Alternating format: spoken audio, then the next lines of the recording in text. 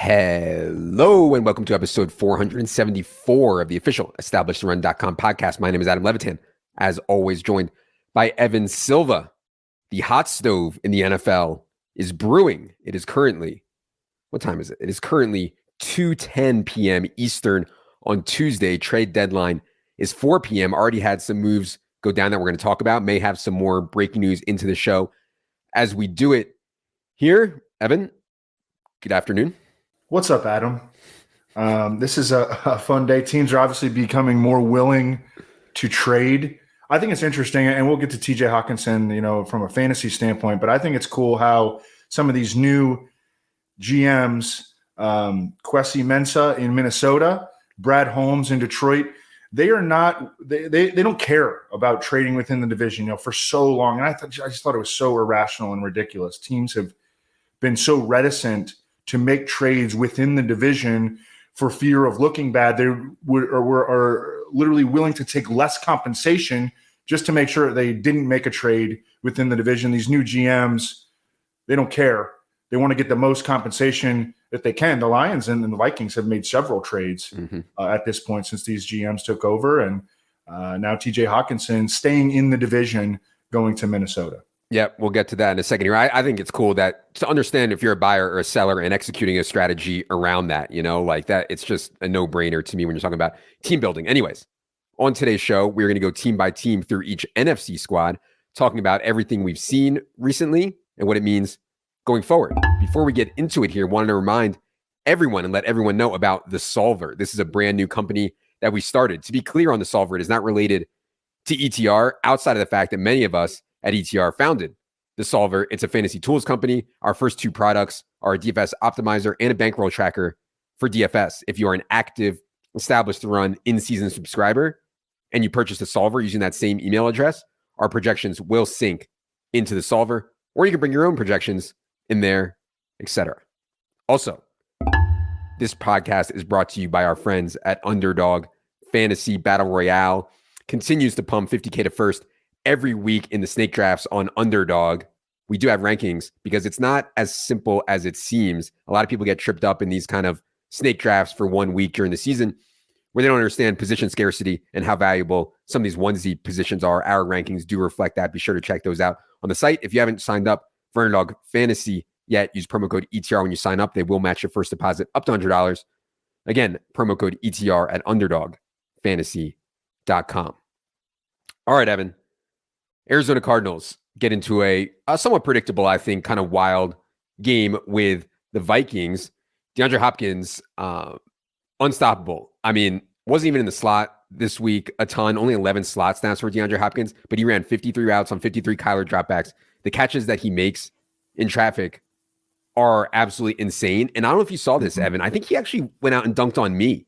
He actually went on Twitter and he said, he quote tweeted some stat about him, and he said, he gave the salute sign or emoji or whatever it's called, and he said, "I'm old, I can't do it anymore. I'm washed up. I'm 30."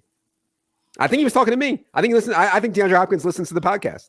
But anyways, great game for DeAndre Hopkins. I'm just about prepared to take my L here. What do you see out of the Cardinals?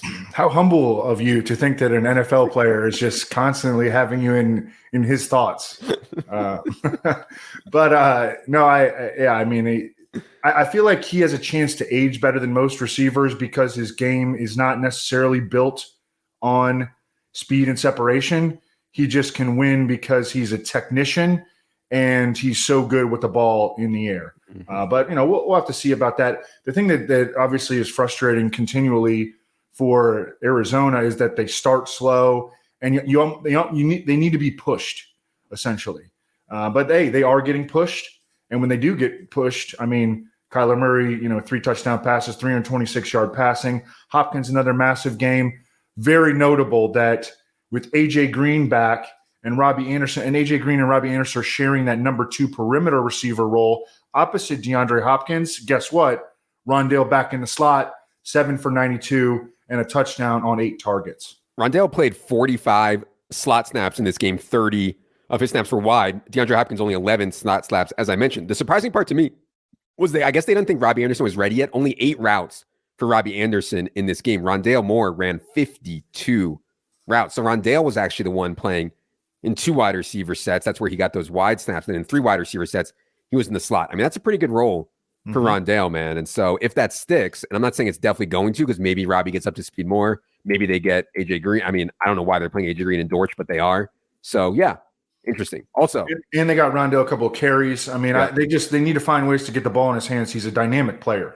Wanted to also know that Darrell Williams was back for this game, but Eno Benjamin's usage was still really good. Eno still played 74% of the snaps, ran a route on 68% of Kyler dropbacks, but efficiency was not there for Eno. Keontae and Darrell Williams both mixed in, so they're going to go with 3 guys. I don't have a lot of faith in this run game. I do think Eno as a pass catcher is pretty viable, though, and so I don't know. Any thoughts on Eno going forward now that we know Darrell is back? And I think James Conner actually doesn't sound too far off. Yeah, I think that James Conner is supposed to be back this week. Yeah. So okay. I do think that Eno should probably cut in like 30%. But I think that James Conner, again, typically coaches will not strip a dude's starting job based on injury. Yeah. And I don't think that Eno has played well enough. Although, I mean, he's been pretty good. I mean, he runs hard. He's good in the passing game. But I mean, he hasn't played well enough, quite well enough to pip James Conner. It's not like James Conner was playing well. I'd love to see Eno Benjamin have a change of pace and passing back role, and let James Conner handle the base work. That's what I would do if I was Cliff, but thankfully I'm not Cliff. Okay. Anyways, Atlanta. This game was so ridiculous, man. Marcus Mariota versus PJ Walker. The passing yard lines on this game were like 160 for each of them.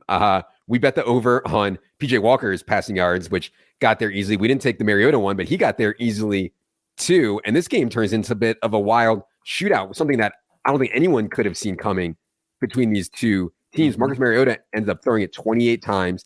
Kyle Pitts is alive, Evan. He is alive. 9 targets, 5 catches, 80 yards, and a touchdown. They play the Chargers in the Dome next, then Carolina, Chicago, Washington. Atlanta has a very easy schedule going forward, and so they're going to get leads, I think, in games and not have Marcus Mariota drop back this many times. But when he does, he's been fine when he throws. It's when they go into this shell where they don't throw, where he creates a problem. What do you think of Atlanta's game plan and how the game went against Carolina? Yeah, I mean, they've been really efficient in the passing. As we discussed last week, even though they were not throwing the ball with volume, they've been hyper efficient. I mean, Marcus Mariota's got one of the best yards per pass attempt average in the league. They're running a ton of play action. They're being creative with their passing game. They take a lot of shots downfield. It's funny. There's this guy on Twitter that back when I used to do the Swolecast, RIP in peace, that show is no longer around. But when I used to do the Swolecast, I think there was a week where we had a Demir Bird week, and every time that he would come up, we'd go, caw, like Demir Bird, like a bird. Yeah. So that every time that he does something, which is rare, there's this guy on Twitter who tweets me, caw.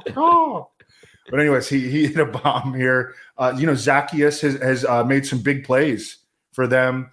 And that's kind of taken away from the production of Drake London and Kyle Pitts. Obviously, Pitts has a good game here. Drake London still does not. I mean, they're not going to become a high-volume passing team, but they had to increase it a little bit. Yeah. And they did here, and they remained efficient even when they bumped up the volume. Yeah. So, I mean, Marcus Mariota is the number 8 overall fantasy quarterback right now. Yeah, he gives you a little bit of rushing. And again, 37-34 in overtime. I was going to say that maybe it encourages them to let Marcus Mariota throw some more, but they almost lost to the Panthers. So I can see Arthur Smith being like, oh, God, the 28 attempts, that was too many. We almost lost to the Panthers. Let's get back to the run game next week. But still, good sign. We should know, I think that Cordero Patterson is eligible to return this week, and so is Damian Williams. Okay. Worth watching. I think Algier and Caleb Huntley have actually played pretty well, but yeah. I mean, let's see. Carolina, I guess the first thing I should say is that every time I watch a Panthers game, the broadcast is trying to compare Deontay Foreman to Derrick Henry. And I'm like, guys, take it easy, take it easy, guys. But when he's played the last couple of years, he's been really good. And in the same way that I guess people see Derrick Henry running over people as a big dude, Deontay Foreman kind of does the same stuff. He's been very, very, very, very productive. How sustainable do you think this is with Chuba Hubbard on the brink of coming back to the Panthers now? Yeah, it sounds like Chuba Hubbard is coming back this week. Yeah. So and he had been sort of playing more in the passing game, and he's more of like a change of pace, I think. Yeah. But I mean, Deontay Foreman, he's got to be running away with this. You know, one within, again, assumption of rational coaching stuff here. But I mean, the dude can really, really run. Now, to compare him to Derrick Henry, I mean, Derrick Henry's 250 pounds. Deontay Foreman's like 225, 230. Yeah. But, you know, not quite Derrick Henry. But no, I mean, he's played really well when he's gotten the opportunity the last 2 seasons. He can handle a lot of volume. He's built to handle a lot of volume. And I don't know. I think we should talk about PJ Walker because, I mean, he's playing like pretty darn well. You know, they called that late touchdown to DJ Moore a Hail Mary. It really wasn't a Hail Mary. I mean, he hit him in stride. That was an insane throw. You saw Patrick Mahomes come out and say best throw of the year. Yeah. Like, that was an absolutely insane throw. There's a reason that PJ Walker, even through massive ups and downs, has maintained a place in the NFL. And that's because he's got some like legit skills. If you watch PJ Walker in the XFL, I mean, he was so far and away the best player in the XFL. It like wasn't even close. I mean, he was so far and away. It doesn't mean he's good in the NFL, but at least it shows that he's better than all these like practice squad and training camp type guys. Yeah. I also wanted to note, speaking of PJ Walker and Dwayne McFarland, who used to work with us, he had a tweet that I thought was really interesting. 57% of DJ Moore's targets were catchable when they came from Baker Mayfield. 57%. That's really low. With PJ Walker, the last 2 games, DJ Moore's targets 76% catchable and a 38% target share. I mean, it's trending up for DJ Moore. Yeah. Not quite dead yet.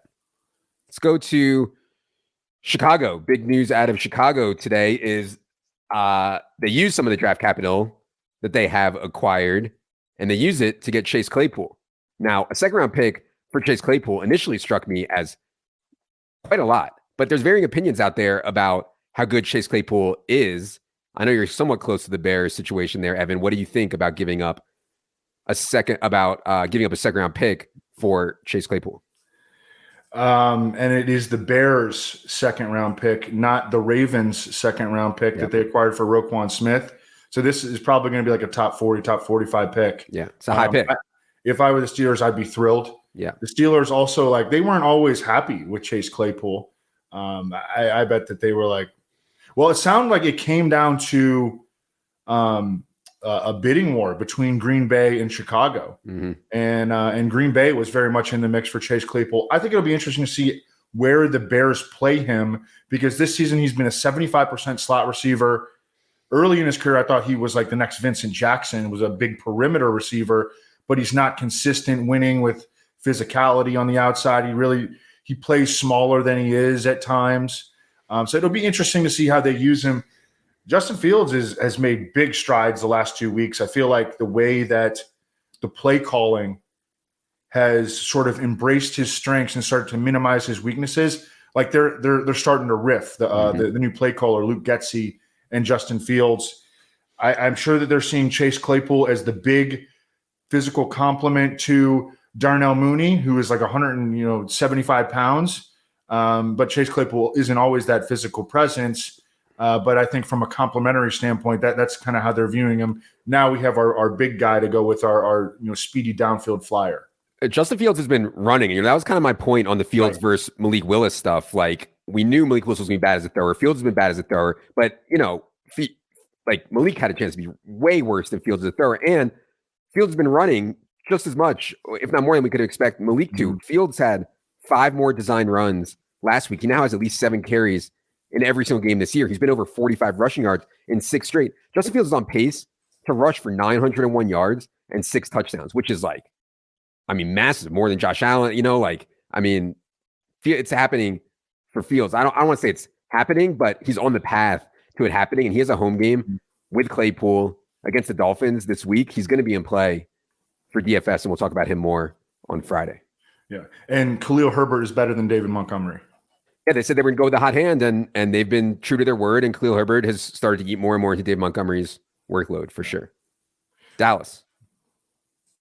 The Tony Pollard stuff is just comical, at this point. He just absolutely rips off a 36-point DraftKings game. They asked Jerry what's going on. Is it now, there's multiple ways you can parse this. Jerry says, no, we go as far as Zeke goes. What's he going to say? I don't know. I mean, I guess you could say, well, yeah, we're going to go with Pollard, but that would just be like throwing a dude under the bus who hasn't done anything wrong in Zeke for no real reason. I think Pollard has to continue to make it closer to 50-50, closer to 55-45. But we'll see. They're going into their bye next. What do you think of Tony Pollard's start? Anything else on the Cowboys? I mean, I just think it's comical because fucking everybody knew that this was going to happen except for the owner of the damn team, and I mean, we were talking about it before the season, like, if there's any daylight, like Tony Pollard is going to jump on that and run away with it. And they need his playmaking ability right now. I mean, they've got CeeDee Lamb, they've got Gallup still in recovery mode. Dalton Schultz hasn't been able to stay healthy. They traded away Amari Cooper for what at this point amounts to a song. Yeah. And Amari Cooper is just absolutely crushing it in Cleveland. But I mean, they need Tony Pollard's playmaking ability on the field. So it's just, it's time. It's been time. But I don't know if it's going to happen. Two small breaking news into the show here. I just want to be able to say breaking news into the show. Steelers acquired cornerback William Jackson from the Commanders, and Broncos linebacker Bradley Chubb has been traded to the Dolphins. So two smaller ones there.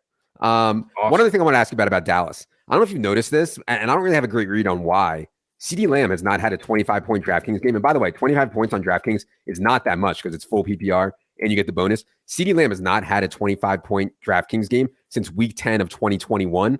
That's a 17-game span, including playoffs. Like, he hasn't really had big games. I can't really put my finger on exactly why. The usage has been great. I think the talent is great. I can't put my finger on why. I don't know if you have any insight there on what's been going on with CeeDee, who's been fine, but certainly not great.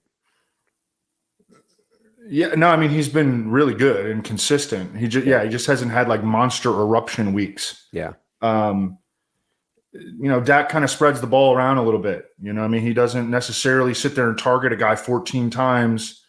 I guess he would do that a little bit with Amari Cooper right when they first got him. I don't know. I mean, I think that CeeDee Lamb is really good.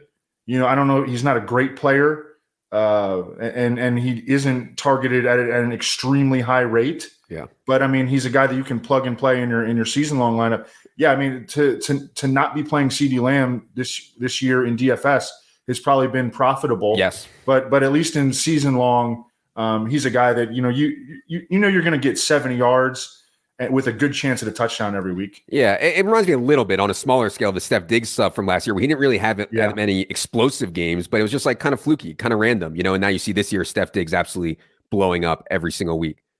Lions make the big trade here that everyone is talking about. I do want to get to the DeAndre Swift stuff in a second because it's interesting, but the big story out of Detroit, give up on the season. They give up on the season. TJ Hawkinson goes to Minnesota in exchange for a second and a third. These first round tight ends tend to really struggle. I mean, it's been really bad lately for first round tight ends. I have the list here: Kyle Pitts, Noah Fant, TJ Hawkinson, Hayden Hurst, David Njoku, Evan Ingram, OJ Howard, Eric Ebron, Tyler Eifert, Jermaine Gresham. Those are the last, in the last 11 years, tight ends have been taken in the first round. It's just a really hard position to get right on your first contract. Some of these guys do well on their second contract. Are you surprised, Evan, that the Lions are giving up TJ Hawkinson this fast? And what do you think about that trade? Chase Edmonds went to Denver in the Bradley Chubb deal. Oh, okay. Wow. Oh gosh, what I was reading Twitter. I'm sorry. What did you just ask me? What are your reaction to the TJ Hawkinson to Minnesota trade? Yeah, I mean, the Vikings lost Irv Smith to a severe high ankle sprain. Yep. 8 to 10 weeks is what his dad was telling Vikings reporters. And they had been trying to piece together the position to that point. Irv Smith as the pass catcher, Johnny Munt as like the blocker who was stealing enough snaps away from Irv to be annoying. Now they don't have to piece it together anymore because TJ Hawkinson can play in all facets. I think he'll be able to jump in right away. And have a big role right away for a 6-1 team that has solid, like just they're so solid at all the skill position players. Yeah, they're so solid at every single skill position player, and their offensive line has made a big move this year. Yeah, I want to talk about Detroit here for a second while we're on Detroit, because this opens up a lot of room in the middle, because I don't think that the Lions have anyone behind TJ Hawkinson that will command routes, targets, anything like that. To me, it's a good thing for Amon-Ra St. Brown. Not that he can possibly get more targets, but if anybody's panicking out there on Amon-Ra St. Brown, I'd be trying to get him, even though the Lions are clearly giving up on their season now. The middle of the field is wide open for Amon-Ra. Yeah, sorry, we're on Detroit. My bad. Sorry, and I went off talking about Minnesota. That's okay. From Detroit's standpoint, I think that Brock Wright becomes a little bit interesting. Yeah. You saw him have a decent game here a couple weeks ago. Yeah, he went 4 for 57. He played 53% of the snaps. I think that he is a guy that you add in tight end premium. He's also a good athlete. Now, this guy did not even start at Notre Dame, but he's a good athlete. I think he was a big recruit there. And now he's clearly atop the depth chart in Detroit. Yeah.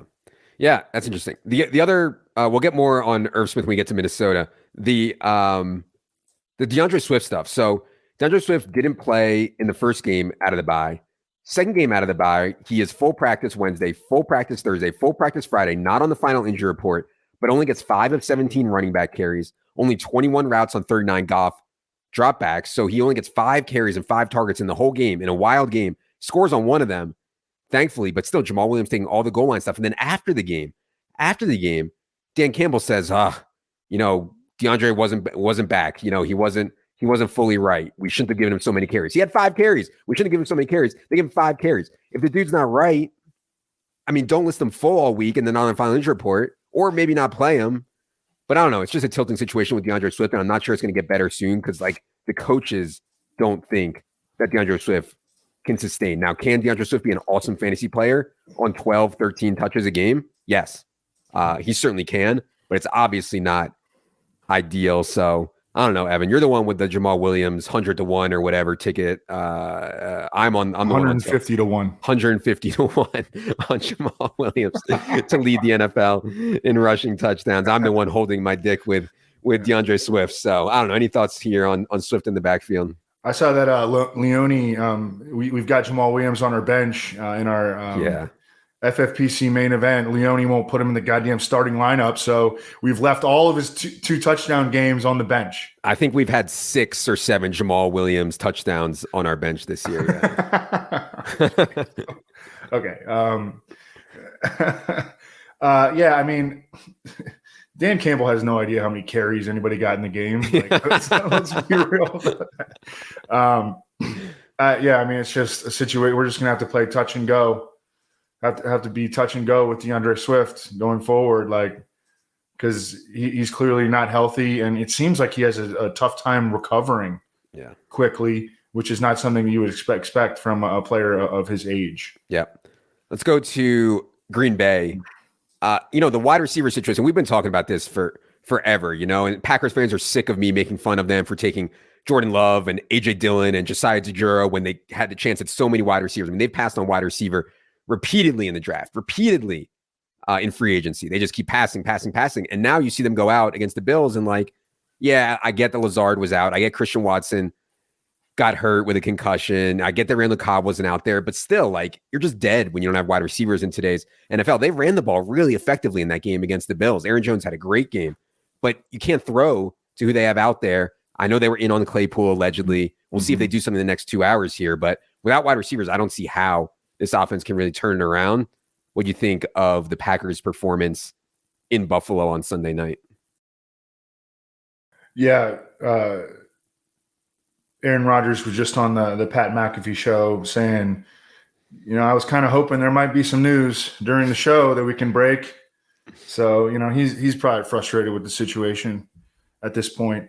I don't know. I don't know what else to say here. I mean, I guess the one potential takeaway from this game against Buffalo is that big time touchdown catch that Romeo Doubs made late in the first half, where he adjusted in the air. I mean, that shows some serious ability and maybe got him out of Aaron Rodgers' doghouse, which I think we were both scared that he was going to fall into. Yep. Yeah. And Sammy Watkins literally can't play. We had the under on, I couldn't believe this line. Sammy Watkins 3.5 catches. We had the under there on Sunday night. I mean, dude is just like fat. Like he looks awful. Like cannot play. And they just didn't have a choice. I mean, even if they wanted to bench Dobbs, which I'm not saying they did, I was just kind of guessing. Even if they wanted to bench Dobbs, there's no way they could have. They just don't have anyone else. And he had a great game and certainly back in the good graces there. So that's good on Romeo Dobbs. And it looks like they finally maybe made the commitment to feeding Aaron Jones every week, I think. Yeah. They ran the ball great. Ran the ball great. Rams. So the reports, stuff we've been talking about with Kieran Williams, et cetera, Ronnie Rivers, the Matthew Berry report from Saturday, it all came true. Ronnie Rivers did indeed start 21 snaps, 12 routes. Darrell Henderson was still involved as a passing back. He actually played more snaps, ran 15 routes. And Malcolm Brown still mixed in for 13 snaps and 2 routes. I mean, I'm not excited about Kieran Williams because this run game is so broken. I don't think it's going to turn around. But I do think that he is probably going to be the lead back when he gets healthy. Also, Van Jefferson made his season debut, 31 out of 58 snaps, ran 23 routes, 0 targets for Van Jefferson here. We've talked about the perimeter stuff for the Rams being a problem already. And then Cooper Kupp, I don't know what he was doing. McVay even said he made a mistake leaving Cooper Kupp in and throwing him the ball that late in the game when the game was over, but he did suffer an ankle sprain, reportedly a low ankle sprain, and Cooper Kupp is reportedly expected to play week 9. We'll see, but another ugly performance for the Rams. Any takeaways for you there? I mean, they just can't run the ball like at all because they can't block anybody, So again, they're just kind of throwing crap at the wall at this point with the RB situation. You can't play any of those guys. The NFC, man, and that's the other reason the Eagles stuff is so wild. Like the Rams, the Bucks, and the Packers. I mean, we have some bad teams. We'll get to the Bucks here in a second, who I think is actually the best of that bunch. But I think that the most proper comparison for Kieran Williams coming out of college was like Theo Riddick. Okay. So, he may be the lead. He may become the lead back, but he ain't really a workhorse runner. Yep. No, I think it'll be committee based all year for sure. Yeah. All right, we already talked about Minnesota a bunch, but obviously Irv Smith, as Evan mentioned, is going to be out 8 to 10 weeks. Minnesota's going for it. They're like, hey, we're 6-1 or whatever they are. Let's go for it. They gave up a second and third rounder to get TJ Hawkinson. How do you think this affects anything? We got some questions. Oh, is this bad for Justin Jefferson? I mean, I don't think anything is possibly bad for Justin Jefferson. It's not like Hawk is some great target earner, but do you think this affects Adam Thielen, KJ Osborne, Dalvin, anything like that? What do you think fallout from Hawkinson to Minnesota is? Yeah, Thielen, and I have a decent amount of him in season long, so I'm a little bit concerned here, but I think that he would be the likeliest guy to be adversely affected by TJ Hawkinson. But I also think that TJ Hawkinson, as you mentioned, like he's going to do more than just than just try to get out there and earn targets. I don't know if he's going to be great in fantasy. I think he'll probably be a top 12 guy the rest of the way, but I don't think a whole lot changed for him personally. But I would worry about, because Thielen is largely touchdown dependent, because I mean he doesn't have big yardage games anymore. So if TJ Hawkinson jumps in there and earns some red zone work at the expense of Adam Thielen, that could hurt. I do think that Hawkinson is an upgrade on Irv Smith, right? And I like Irv Smith, but Hawkinson is clearly like a more talented, explosive player. I do think that he'll earn more targets than Irv was earning. So I don't mean to like disrespect Hawkinson completely. I think he's better than Irv, but doesn't mean that he's like great. Let's go to New Orleans. Alvin Kamara and Andy Dalton have played 4 games together. 25% target share for Alvin Kamara in those games, which is like elite wide receiver numbers. And he's getting 17.7 carries per game. And now Mark Ingram is out 2 to 3 weeks. I mean, it's setting up for Alvin Kamara to be like one of the best assets in fantasy as long as Andy Dalton stays in there. Now, obviously, Kamara has been helped by Jarvis Landry and Michael Thomas being out, but still, man, I mean, I think 19, 18, 20% of the targets for Kamara isn't that crazy the rest of the way, which is a ton, obviously. For a running back, what do you see out of the Saints, who absolutely demolished the Raiders on Sunday? Yeah, I think that win, that convincing win, combined with the way that Alvin Kamara played, they're not going to trade Alvin Kamara. That's something that we were talking about last week, that was a possibility. And even leading up to the game last night, I saw on Monday Night Countdown that they were talking about maybe this team should trade for Alvin Kamara. Like, I don't think that he's going to get traded now, and I think that that's fine. I think they're going to continue to start Andy Dalton. at least until he plays himself out of it. I mean, I think that he's like Andy Dalton is the Saints starter. This is not an injury situation anymore. Yep. By the way, Saints are 3-5, which, sounds bad. In the NFC, like no one who's 3-5 is dead. The NFC is so bad. Like, I could see the Saints thinking that they have a chance here still. Yeah, I mean, they do, especially if the Bucs continue to circle the drain. I mean, and the NFC South in particular is wide open. Right. Yeah. I mean, the Falcons are in first right now. In the NFC South. Yeah. Deservedly so. Giants, the Wan'Dale thing was bad, man. Wan'Dale played 45 out of 65 snaps. He ran 33 routes on 39 Danny Dimes dropbacks, but 3 targets for 9% share when you're not competing against anyone. You're competing against Darius Slayton and Tanner Hudson. I mean, when you don't have volume and your ADOT is really low, it's like impossible to be a really good fantasy asset. In other words, Wan'Dale's getting targeted like 2 yards, 3 yards, 4 yards by the line of scrimmage, and he's only getting 3, 4, 5 targets a game. That's a concern. He needs like 8, 9, 10 targets a game to get there. I was really concerned by this Wan'Dale thing. I don't want to overreact to 1 week, but I was concerned. Giants head into their bye this week. What do you see out of their loss in Seattle? I mean, Seattle just like is getting better by the week. So I think that the credit here goes to Seattle. They bottled up Saquon, made sure that he did not hurt him. Just another just kind of ordinary game from Danny Dimes. Yeah. Tanner Hudson had like no production until like the final drive or two. Last drive. He had 0 with 58 minutes into the game. Tanner Hudson had 0 catches. Yeah. All right. Yeah. And then he finishes with, what looks like a pretty good line there on paper, 58 yards. I mean, they're not, a very good offense. They maximize what they have, but they don't have a lot of talent on offense. Definitely not. And Daboll's done an unbelievable job. By the way, when they come out of the bye, they play home against the Texans, home against the Lions. I mean, you could not ask for a cleaner spot for Danny Dimes in this offense coming out of the bye. So we'll certainly be talking about that then. Eagles. We get the big A.J. Brown game. A.J. Brown was, of course, on the by Leone model. Was also Ding's flag plant on Established a Million. A.J. Brown goes off for 6 catches, 156 yards, and 3 touchdowns on 11 targets, a 39% share. Obviously, he tweeted on Monday morning. They tested him for PEDs on Monday morning, randomly, quote unquote. But yeah, it's just at this point, the Eagles' schedule is so soft. They're so dominant on both lines of scrimmage. It's like hard for them to not show up and have an efficient game. I just don't see how it happens. They get the Texans, the Commanders, and the Colts next. I mean, I want to see the Eagles get tested. I really do. But I don't see how it's going to happen. I don't see anywhere on their schedule. Maybe Dallas, but I don't really see anywhere on their schedule that's going to test them hard. What do you see out of another Eagles easy win, this time over the Steelers? Yeah, and knock on wood, the Eagles are staying healthy. That has been a recurring problem for them for years since their Super Bowl win. I know I've kind of said it a couple weeks in a row here, but they're staying healthy, and that's really, really big. A.J. Brown is Terrell Owens.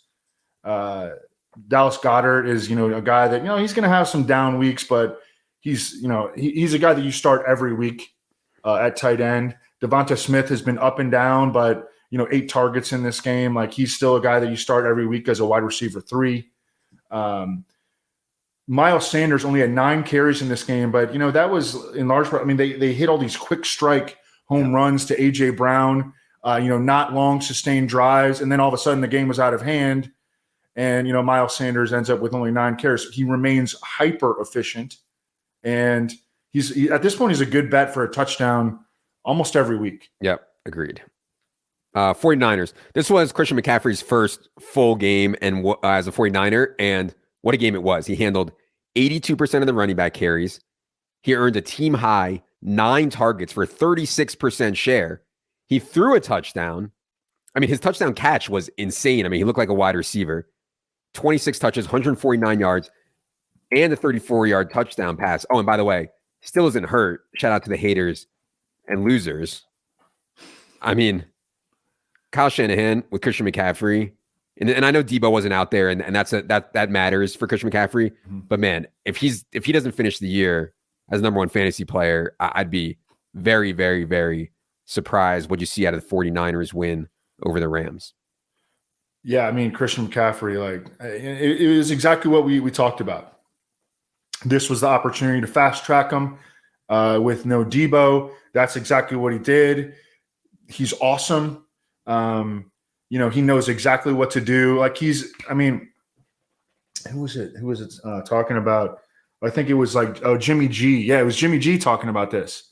He was saying that Christian McCaffrey didn't even ask any questions. It's his first full game. He's out there. They're in the huddle. They don't even need to tell him what to do. He knows what to do. It's such a natural fit. And we talked about some of the concerns going from Carolina to San Francisco. This wipes away a lot of those. First running back to throw for a touchdown, rush for one, and catch one since LaDainian Tomlinson. You remember he used to do that stuff in 2005. It's exciting to see, and I would be very excited if I owned Christian McCaffrey right now. Yeah, clearly.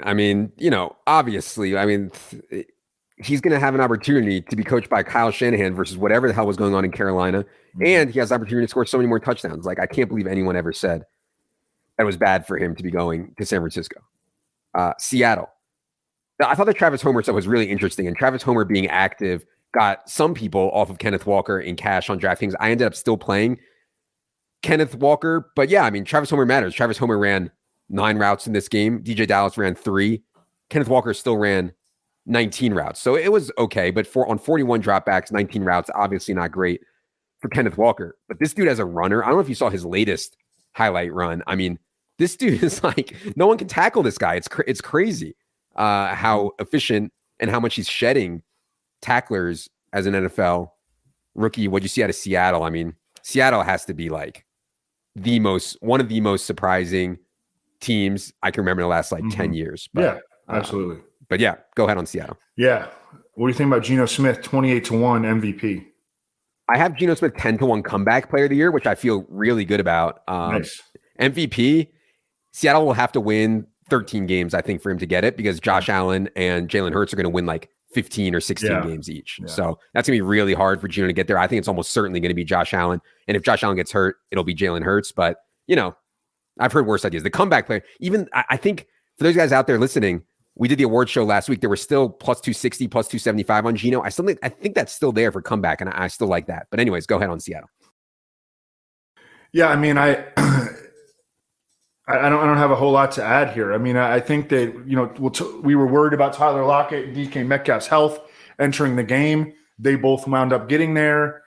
Geno continues to play at a high level. This was not the big efficiency game for Kenneth Walker, but he's getting, 19 touches, gets in the box.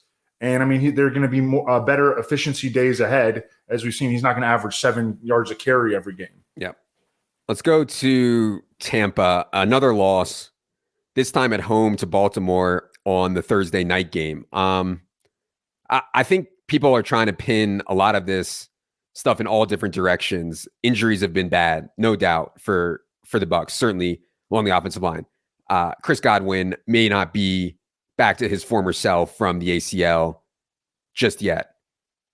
I think the biggest thing people say is Tom Brady has finally hit the wall. I'm curious, Evan, if you think that's the case on Tom Brady, and is there optimism for the Bucs going forward?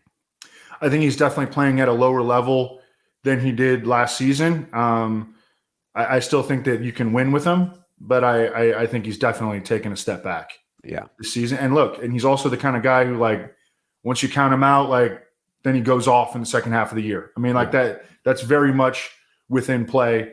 But yeah, right now I don't think the way that he's played is remotely as productive as last season. I think that they need to get Rachaad White more involved on the ground. He just moves at a different speed than does Leonard Fournette at this stage. And with their offensive line problems, they can't open holes up front.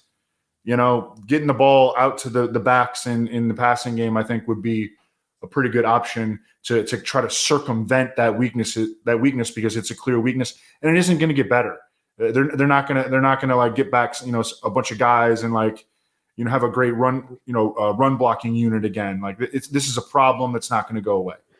Leonard Fournette ran 35 routes in this game. Rachaad White ran 7, and that's criminal. Rachaad White needs to be out there more. Rachaad White only 18 snaps in this game. Leonard Fournette 49. Yeah, it's tough. Next few games for the Bucs are Rams, Seahawks, Browns, Saints, 49ers. Certainly not the softest possible schedule for Tom Brady and the Bucs to get back on track. Last thing we're going to do here today is the Washington football team, aka the Commanders. The Terry McLaurin stuff, we've been talking about it ever since the quarterback change. 15.9% share with target with Carson Wentz, 25% with Taylor Heineke. I mean, Terry McLaurin is an exciting asset to have right now. And by the way, McLaurin has not had clean matchups the last 2 weeks. He's had difficult cornerback matchups and difficult secondary matchups and still gotten there. And I think he'll have softer matchups going forward. What did you see from the Commanders? Yeah, I mean, Taylor Heineke's willingness to play like a little YOLO ball with the guy that he trusts, like that's exactly what you want to see if you have Terry McLaurin in fantasy. The backfield has devolved, I think, somewhat predictably into a three-way running back share. They're not getting rid of Antonio Gibson because he's their most dynamic back. He can play in both facets. J.D. McKissick is, your niche passing game back. Brian Robinson, really all he can do is sort of grind it out between the tackles. So they're going to continue to use a three-way RBBC. I think we'll have to see on Jahan Dotson. He had the hamstring injury, then he had the setback. We'll just have to wait that out and see. But yeah, I got to feel good about McLaurin. Yeah, the Brian Robinson thing, people don't like to say negative things about Brian Robinson because his story is so amazing, but he's clearly getting outplayed. He looks like a below average NFL running back right now, does Brian Robinson. All right. That is going to do it for the NFC team by team pod. We'll be back for the AFC, where we'll talk about Steelers fallout from the trade. We'll talk about the Chase Edmonds trade and a bunch more. If you're watching on YouTube, we really appreciate if you hit the subscribe button. We do have a goal of 30,000 YouTube subscribers before the end of the NFL season. Would really appreciate if you guys help us get there. For Evan, for Producer Luke, I'm Adam. Good luck, everybody.